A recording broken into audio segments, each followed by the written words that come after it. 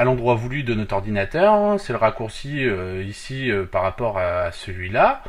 Après donc on a les applications, donc les accessoires, on a Calculator, bon Character Map, toutes les applications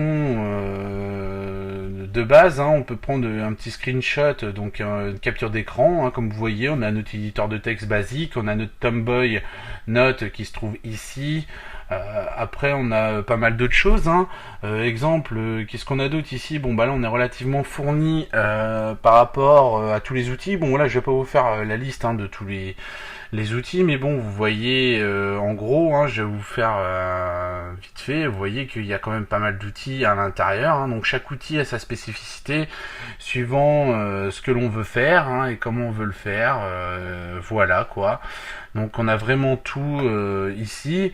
Dans les services, on peut faire des starts Apache si on veut démarrer notre Apache. Donc là, il nous demande notre password. On tape notre password à l'intérieur. Donc le password qu'on a défini tout à l'heure. Là, il nous dit Apache started. Donc Apache en running, ça veut dire qu'il est démarré, qu'il est en train de tourner sans problème. Donc voilà. Alors là, c'est en train de planter. J'ai ouvert tout pour vous faire voir. C'est un petit peu le bordel. Alors il me dit security fix, normal, il n'y a pas eu des mises à jour qui ont été faites, donc voilà. Ici on se met ici, on clique sur French Language Pack et on clique sur Install Now. Excusez-moi. Donc on voit bien qu'il est fourni, donc on a bien notre petit Firefox qui est là. De toute façon on va le voir tout à l'heure. Il nous dit que sur Ubuntu 11.10, donc il faudrait faire la mise à jour sur la 12.04 LTS. Donc ça serait conseillé, hein, de faire cette mise à jour. Donc si comme moi vous voulez déplacer votre écran comme ça, vous avez un problème d'écran, hein, vous pouvez le déplacer en bas ou maintenir directement gauche enfoncée, hein. Donc vous voyez que gauche enfoncée permet d'avoir ça, hein. Là on peut voir les exploits directement là, hein.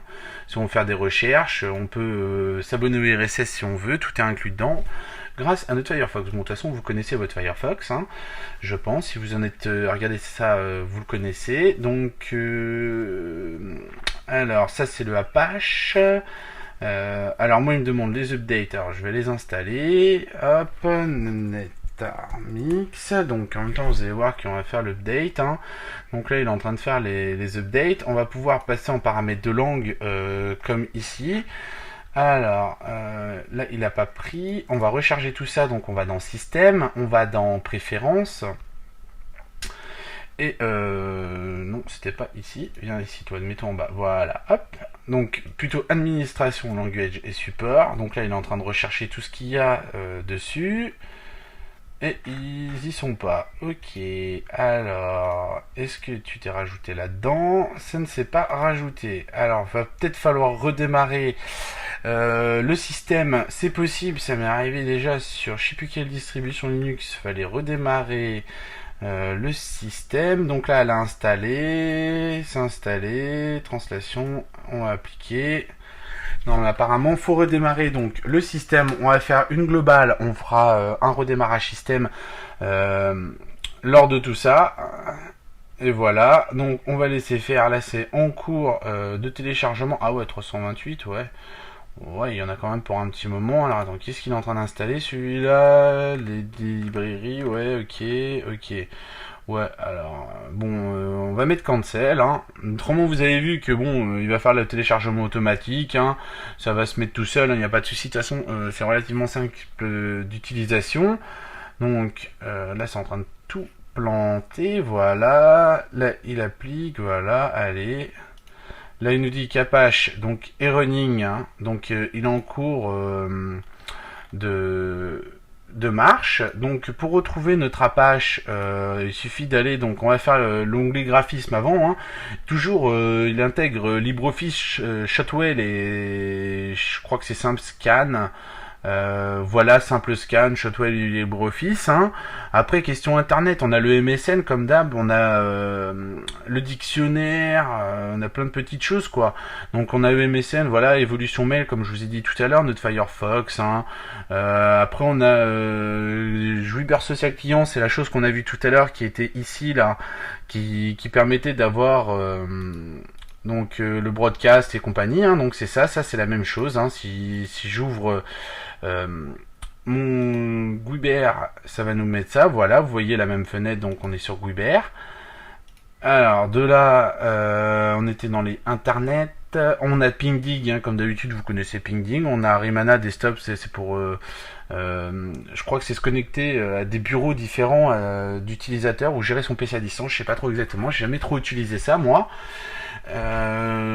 Voilà, après transmission BitTorrent, client IRC, donc on peut télécharger nos torrents à partir de là, donc toutes nos distributions Linux, et là on peut chatter avec nos amis directement en IRC. Donc on peut avoir la gamme Office, alors je disais qu'il y avait Dictionary, donc on a le dictionnaire directement dedans, on a toute la gamme Office, avec math, draw, base, calcul et tout quoi. Là on a PGAdmin, donc lui c'est pour gérer, c'est comment dire, c'est pour nos bases PostgreSQL, SQL, quoi. C'est un outil, quoi. Hein, donc pour nos bases directement. Donc voilà, un PGAdmin, PostgreSQL. Et de là, c'est un outil, donc qui permet de gérer. Là, on a nos serveurs, ainsi de suite. Hein. Donc tout simple. Vous voyez qu'on a tous les menus, tout pour bien démarrer. Hop, alors on va fermer tout ça. On va voir un peu plus clair. Donc là, LibreOffice on a fait, tout ça on a fait, ouais son vidéo je vais pas vous le faire, il intègre Brasero comme d'habitude pour graver nos DVD, ainsi de suite. On a Clémentine, on l'a vu tout à l'heure, Clémentine permet de, lui c'est le gestionnaire un peu style à l'iTunes mais sans le iTunes Store. On a SM Player qui permet de lire, et on a Sound Video Recorder, on peut recorder directement la totale avec le Desktop Recorder ou Sound Recorder, on peut vraiment enregistrer, et PTV qui nous permet d'éditer nos vidéos de A à Z. Donc un outil vraiment, Blackbuntu, un outil vraiment très fourni, on peut faire vraiment pas mal de choses très facilement. Après, qu'est-ce qui nous reste d'autre? Boss System Tool, qu'est-ce qu'on a de beau? Donc dans le System Tool, on a Bleach. Donc là, vous vous demandez peut-être ce que c'est que cet engin avec tous ces chiffres.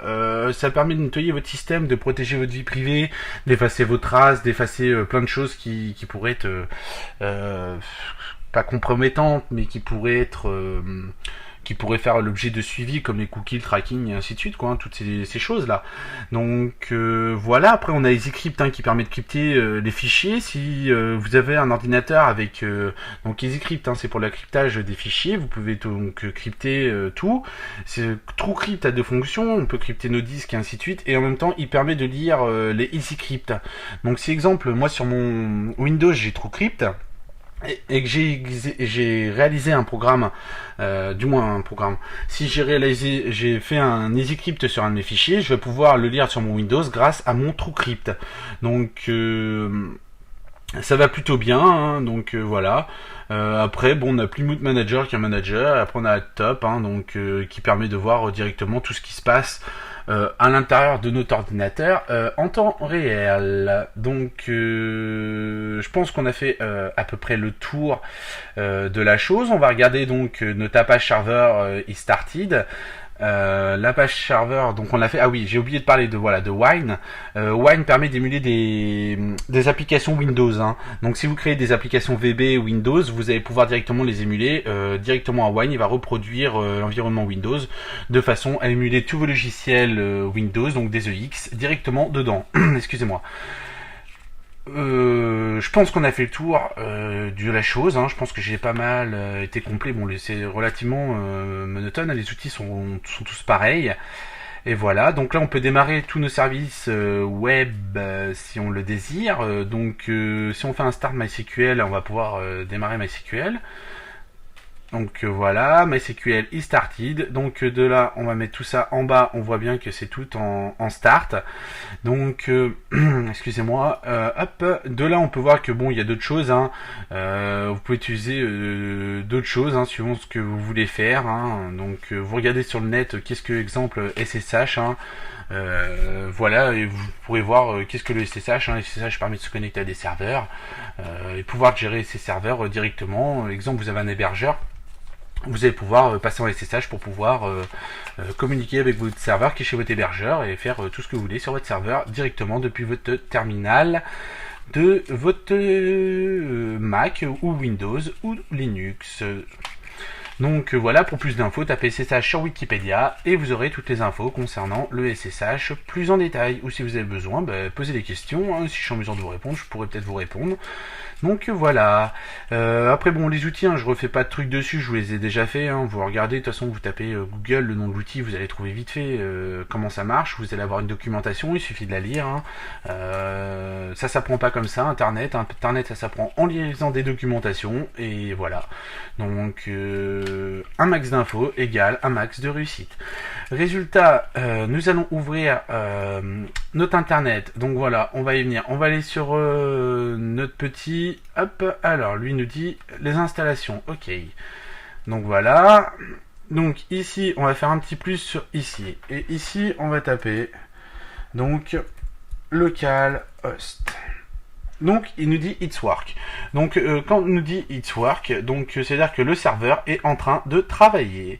Donc si maintenant, exemple, je tape php my admin, alors ah ouais, alors ça doit pas être... Ah ouais, alors c'est peut-être pas configuré. Ah oui, alors ouais, alors, mauvais exemple. C'est qu'il doit pas être en cours.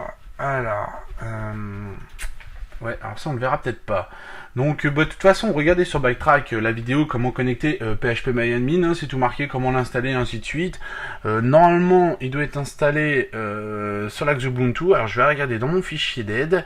Normalement, ça doit être marqué à l'intérieur. Alors faites comme moi je fais des petits fichiers, tout bien gérés dans mes dossiers, de façon à pouvoir retrouver chaque logiciel, chaque chose, pour pouvoir retrouver tout en cas de perte de mémoire. On va pas voir phpMyAdmin et je vous ferai carrément un tutoriel sur Xampp, hein, de façon à pouvoir installer Xampp directement et on verra comment installer Xampp sous Linux. Donc j'espère que cette présentation de Black Ubuntu vous a plu et je vous dis à bientôt sur NetArmix Tutoriel. N'hésitez pas à lâcher vos coms et voilà.